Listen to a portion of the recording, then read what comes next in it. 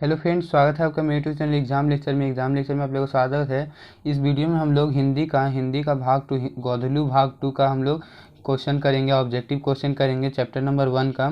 Chapter 1 के सभी question होंगे ऑब्जेक्टिव क्वेश्चन श्रम विभाजन और जाति प्रथा 2022 के एग्ज़ाम के लिए, 10th क्लास के 2022 के एग्ज़ाम के लिए। ठीक है, 2022 में आप लोग 50 में 50 ऑब्जेक्टिव करना चाहते हो तो मेरे चैनल को सब्सक्राइब जरूर कर ली। इस चैनल पर आपको सभी सब्जेक्ट्स की तैयारी कराई जाएगी। इस पहला वीडियो मैं बना रहा हूँ श्रम विभाजन और जाति प्रथा हिंदी का। ठीक है, इसी तरह से सारी वीडियोस रहेंगी। आप लोग मेरे चैनल को सब्सक्राइब कर दीजिए अगर आप लोग 2022 में 50 की 50 ऑब्जेक्टिव करना चाहते हैं तो। और उसके बाद सब्जेक्टिव क्वेश्चन की भी तैयारी करा दूंगा मैं। ठीक है, तो चलिए वीडियो को स्टार्ट करते हैं। तो हमारा सबसे पहला देखिए, हम लोग कुछ कैप्चर कर रहे हैं श्रम विभाजन और जाति प्रथा।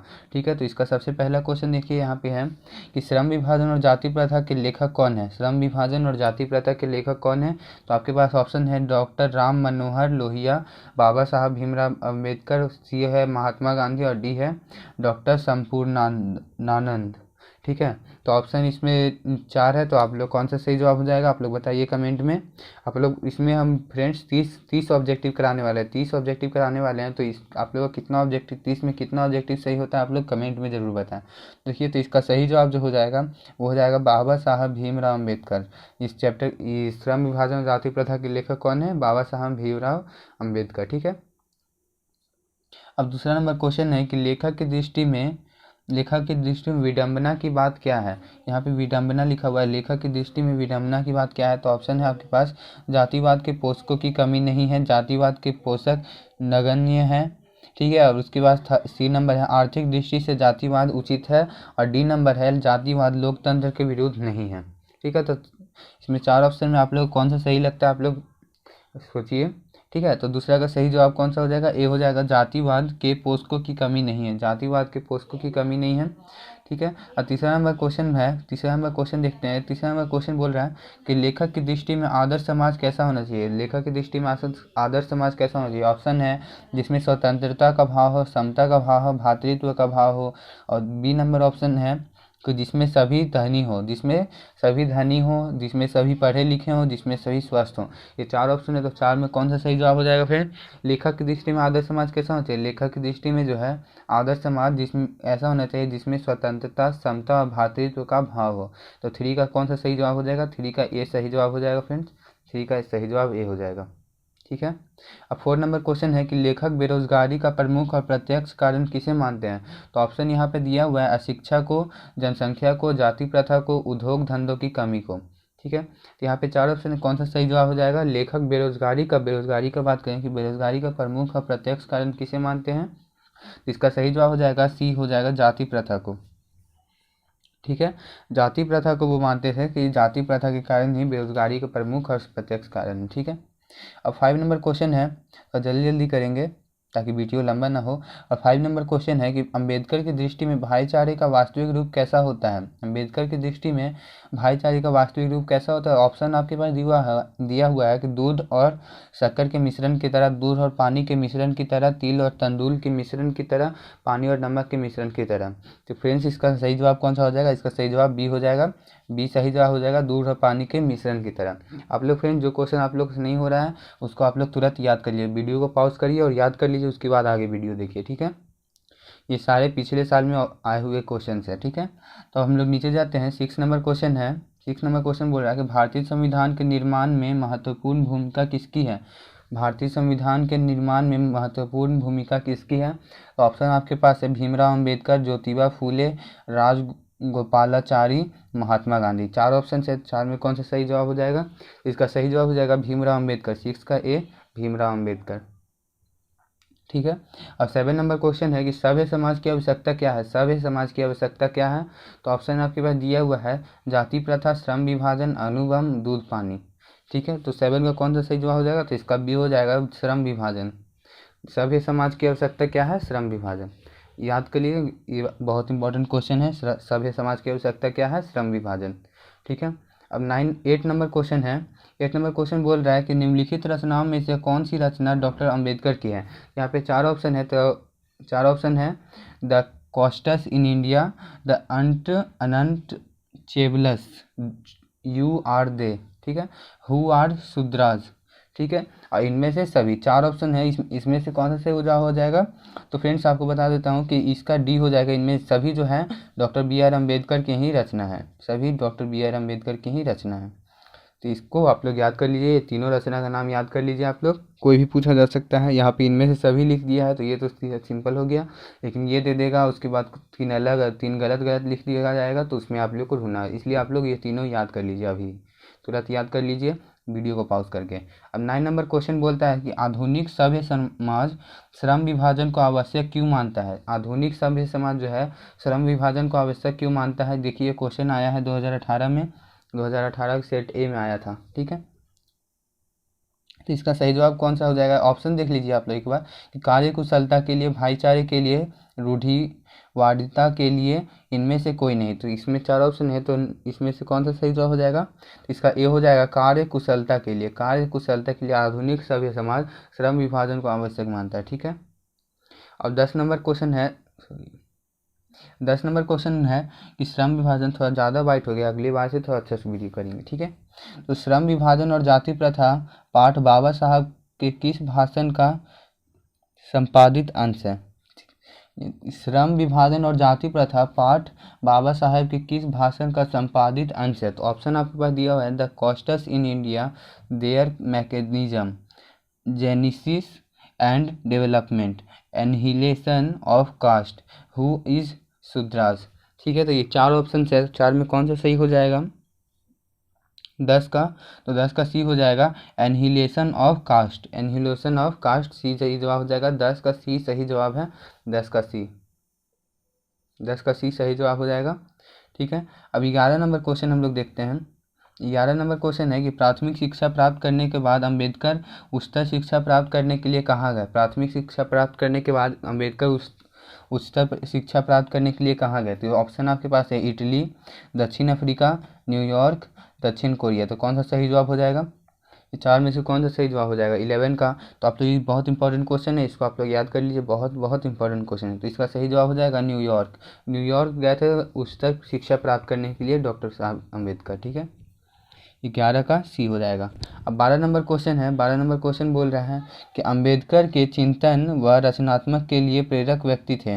अम्बेडकर के चिंतन व रचनात्मकता के लिए प्रेरक व्यक्ति थे। तो ऑप्शन है बुद्ध, कबीर, ज्योतिबा फूले, इनमें से सभी।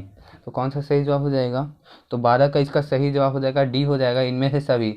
बुद्ध, कबीर और ज्योतिबा फूले तीनों जो है इनके अम्बेडकर के चिंतन व रचनात्मक के प्रेरक व्यक्ति थे, ठीक है। अब 13 नंबर क्वेश्चन है कि जाति पांति तोरक मंडल भाषण लाहौर में कब हुआ। जाति पांति तोरक मंडल भाषण लाहौर में कब हुआ।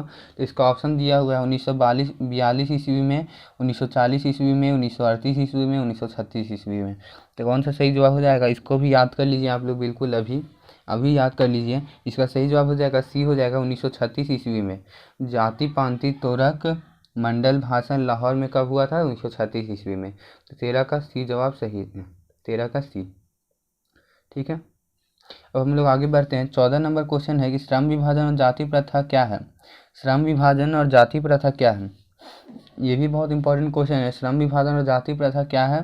तो ऑप्शन आपके पास दिया हुआ है कहानी, भाषण, निबंध, साक्षात्कार, ठीक है। तो 14 का कौन सा सही जवाब हो जाएगा, इसका सी हो जाएगा निबंध। श्रम विभाजन और जाति प्रथा क्या है, निबंध है, ठीक है।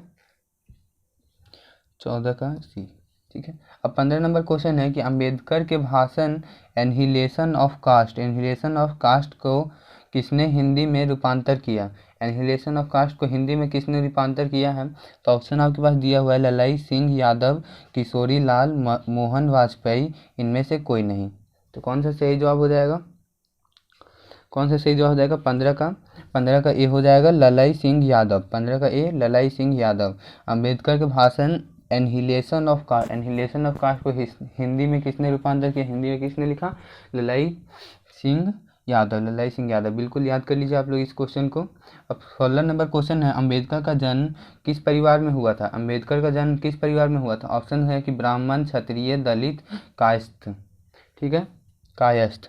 तो 16 का कौन सा सही जवाब हो जाएगा, ये बिल्कुल आप लोग को याद होना चाहिए, मुँह जवानी होना चाहिए कि 16 का सी हो जाएगा दलित। दलित। अंबेडकर का जन्म किस परिवार में हुआ था, दलित परिवार में हुआ था।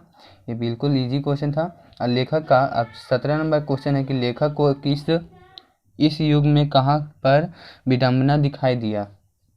एक मिनट, यहाँ पे क्लियर नहीं है। हाँ, तो क्वेश्चन है कि लेखक को इस युग में कहाँ पर विडंबना दिखाई दिया। तो ऑप्शन आपके पास है कि जातिवाद में, निरावाद, नारीवाद में, निर्विवाद में, परिवाद में। तो 17 का कौन सा सही जवाब हो जाएगा, तो 17 का ए हो जाएगा जातिवाद में। लेखक को इस युग में कहाँ पर विडंबना दिखाई दिया, तो जातिवाद में। लेखक को इस युग में जातिवाद में विडंबना दिखाई दिया। ठीक है। अब 18 नंबर क्वेश्चन है कि डॉक्टर अंबेडकर का नाम क्या था। डॉक्टर अंबेडकर का नाम क्या था, सॉरी डॉक्टर अंबेडकर के माता का नाम, यहाँ पे सॉरी, डॉक्टर अंबेडकर के माता का नाम क्या था। तो ऑप्शन है रानी बाई, कुंती बाई, शीलाबाई, भीमाबाई। तो 18 का कौन सा सही जवाब हो जाएगा, 18 का डी हो जाएगा भीमाबाई। 18 का डी भीमाबाई। याद कर लीजिए, डॉक्टर अंबेडकर के माता का नाम है भीमाबाई। ठीक है। अब 19 नंबर क्वेश्चन है कि डॉक्टर अंबेडकर ने पीएचडी की उपाधि कब, सब मिसप्रिंट है। ठीक है। डॉक्टर अंबेडकर ने पीएचडी की उपाधि कब धारण की थी। पीएचडी की उपाधि कब धारण की। इसका 19 का कौन सा सही जवाब हो जाएगा, ऑप्शन है 1920 ईस्वी में, 1918 ईस्वी में, 1916 ईस्वी में, 1914 ईस्वी में। तो इसको भी इंपॉर्टेंट क्वेश्चन है, आप लोग याद कर लीजिएगा। 19 का सही जवाब हो जाएगा सी हो जाएगा 1916 ईस्वी में। 1916 ईस्वी में उन्होंने पीएचडी की उपाधि धारण की थी। पीएचडी की उपाधि धारण की थी। अब 20 नंबर क्वेश्चन है। 20 नंबर क्वेश्चन बोल रहा है कि the castes India their, sorry फिर से पढ़ देते हैं। ठीक है। The castes in India, the castes in India their mechanism, the castes in India their mechanism किनकी रचना है। The castes in India their mechanism किनकी रचना है। तो ऑप्शन आपके पास है भीमराव अम्बेडकर, राम मनोहर लोहिया, महात्मा गांधी, सुखदेव। ठीक है। तो 4 ऑप्शन आपके पास है। तो 20 का कौन सा सही जवाब हो जाएगा, तो इसका 20 का ए हो जाएगा भीमराव अम्बेडकर। 20 का ए हो जाएगा भीमराव अम्बेडकर। 21 नंबर क्वेश्चन है कि आर्थिक पहलू से भी जाति प्रथा डैश है। आर्थिक पहलू से भी जाति प्रथा डैश है। तो ठीक है। तो इसका कौन सा सही जवाब हो जाएगा, 21 का ऑप्शन है आपके पास लाभदायक, हानिकारक, अनुकूल, इनमें से सभी। तो 21 का कौन सा सही है, 21 का बी हो जाएगा। 21 का बी हानिकारक, हानिकारक, आर्थिक पहलू से भी जाति प्रथा हानिकारक है। ठीक है। अब 22 नंबर क्वेश्चन है कि पेशे का डैश, डैश यहाँ दिया हुआ है, डैश पेशे का दोषपूर्ण पूर्व निर्धारण करती है। डैश पेशे का दोषपूर्ण पूर्व निर्धारण करती है। तो इसका 22 का कौन सा सही जवाब हो जाएगा, इसका देखिए बी हो जाएगा जाति प्रथा। तो जल्दी करते हैं, थोड़ा जाति प्रथा पेशे का दोषपूर्ण पूर्व निर्धारण करती है। और 23 नंबर क्वेश्चन है कि जाति प्रथा भारत में बेरोजगारी का एक डैश कारण बनी हुई है। तो ऑप्शन है प्रत्यक्ष, प्रमुख, ए और बी दोनों, इनमें से कोई नहीं। ये आप लोग शुरू में ही हम लोग ये क्वेश्चन किए थे। इसका ए और बी दोनों हो जाएगा, सी हो जाएगा। ठीक है। 23 का सी, ए और बी दोनों, प्रत्यक्ष और प्रमुख दोनों कारण है बेरोजगारी का। और 24 नंबर क्वेश्चन है, एक मिनट, हाँ, तो 24 नंबर क्वेश्चन है कि मूक नायक क्या है। मूक नायक क्या है, ऑप्शन है आपके पास अखबार, पत्रिका, पुस्तक, कहानी संग्रह। तो 24 का कौन सा सही जवाब हो जाएगा, तो 24 का बी हो जाएगा, पत्रिका है। मूक नायक पत्रिका है। अब 25 नंबर क्वेश्चन है कि डॉक्टर भीमराव अम्बेडकर की मृत्यु कब और कहाँ हुई। डॉक्टर भीमराव अम्बेडकर की मृत्यु कब और कहाँ हुई, ये बहुत इंपॉर्टेंट क्वेश्चन है, इसको अभी के अभी याद कर लीजिए आप लोग। डॉक्टर भीमराव अम्बेडकर की मृत्यु कब और कहाँ हुई, ऑप्शन आपके पास है 1956 दिल्ली में, 1957 मध्य प्रदेश में, 1958 वाराणसी में, 1959 बिहार में। ठीक है। तो 25 का कौन सा सही जवाब हो जाएगा, 25 का ए हो जाएगा 1956 दिल्ली में। 25 का ए 1956 दिल्ली में। इसको अभी याद कर लीजिए आप लोग, बहुत इंपॉर्टेंट क्वेश्चन है, कभी भी पूछा जा सकता है। ठीक है। 26 नंबर क्वेश्चन बोलता है कि डॉक्टर भीमराव अम्बेडकर का जन्म कब हुआ था। ये भी दोनों बहुत इंपॉर्टेंट क्वेश्चन है, दोनों बहुत इंपॉर्टेंट क्वेश्चन है। डॉक्टर भीमराव अम्बेडकर का जन्म कब हुआ था। तो ऑप्शन आपके पास है कि 14 अप्रैल 1988, 14 अप्रैल 1989 और 14 अप्रैल 1890 और 14 अप्रैल 1891। चार ऑप्शन है, तो कौन सा सही जवाब हो जाएगा? तो 26 का बिल्कुल आप लोग याद कर लीजिए, इसका हो जाएगा 14 अप्रैल 1891 में इनका जन्म हुआ था। 14 अप्रैल 1891 में इनका जन्म हुआ था। ठीक है, 26 का डी। तो इनका जन्म कब हुआ था? 14 अप्रैल 1891 को, 14 अप्रैल 1891 को, और इनका मृत्यु हुआ था 1956 में दिल्ली में। ठीक है, 1956 में दिल्ली में हुआ था। ठीक है, 91 में इनका 1891 में इनका जन्म हुआ था और 1956 में इनकी मृत्यु हुई थी। ठीक है, इसको आप लोग अभी याद कर लीजिए। 27 नंबर क्वेश्चन है कि डॉक्टर भीमराव अम्बेडकर का जन्म कहाँ हुआ? डॉक्टर भीमराव अम्बेडकर का जन्म कहाँ हुआ? ये भी इम्पोर्टेंट है। तो इसमें देखिए, इसको आप लोग समझ लीजिए। पहले ऊपर में जो था दोनों एक साथ दिया हुआ था, यहाँ पे अलग है, ये भी अलग था। ठीक है, लेकिन इसमें अलग दिया हुआ है। तो भीमराव अम्बेडकर का जन्म कहाँ हुआ था? तो ऑप्शन दिया हुआ है महू मध्य प्रदेश, गोरखपुर उत्तर प्रदेश, डुमराव बिहार, दानकुनी पश्चिम बंगाल। ठीक है, तो इसका कौन सा सही जवाब हो जाएगा 27 का? तो 27 का ये हो जाएगा, महू मध्य प्रदेश में इनका जन्म हुआ था। महू मध्य प्रदेश में इनका जन्म हुआ था। 28 नंबर क्वेश्चन है कि डॉक्टर अम्बेडकर ने किस पत्रिका का संपादन किया? तो ऑप्शन आपके पास है उज्ज्वल भारत, उड़ता भारत, बहिष्कृत भारत, पुरस्कृत भारत। ठीक है, तो 28 का कौन सा सही जवाब हो जाएगा? तो 28 का आपका सही जवाब है सी हो जाएगा, बहिष्कृत भारत, बहिष्कृत भारत। ठीक है, डॉक्टर अम्बेडकर ने किस पत्रिका का संपादन किया? बहिष्कृत भारत का। 29 नंबर दो क्वेश्चन और हैं कि भारतीय संविधान का निर्माता के रूप में हम किन्हें जानते हैं? भारतीय संविधान का निर्माता के रूप में हम किन्हें जानते हैं? 29 नंबर। तो ऑप्शन आपके पास है महात्मा गांधी, भीमराव अम्बेडकर, पंडित जवाहरलाल नेहरू, सुभाष चंद्र बोस। तो बहुत ईजी क्वेश्चन है, भीमराव अम्बेडकर। 29 का बी, भीमराव अम्बेडकर। और 30 नंबर क्वेश्चन है डॉक्टर अम्बेडकर का वाडम्य हिंदी के कितने खंडों में प्रकाशित हो चुकी है? 30 नंबर जो क्वेश्चन है डॉक्टर, इसको आप लोग हमको कमेंट में लिखकर बताइएगा। ऑप्शन आप पढ़ देते हैं, 15 खंडों में, 17 खंडों में, 19 खंडों में, 21 खंडों में। तो कौन सा सही जवाब हो जाएगा आप लोग कमेंट में बताइएगा कि डॉक्टर अम्बेडकर का वाडम्य हिंदी के कितने खंडों में प्रकाशित हुई है, हो चुकी है। ठीक है, तो ये हमारा लास्ट क्वेश्चन था। 30 क्वेश्चन इस वीडियो में हम किए हैं। ठीक है, ये क्वेश्चन आप लोग कमेंट में ज़रूर बताएं, और कैसा लगा वीडियो आप लोग कमेंट जरूर करिए और लाइक ज़रूर करिएगा अगर पसंद आया हो, और अपने दोस्तों के पास शेयर ज़रूर करिएगा, और चैनल को सब्सक्राइब कर दीजिएगा। मैं इस चैनल पर सभी सब्जेक्ट्स की तैयारी इसी तरह से कराऊँगा। ठीक है, बाय।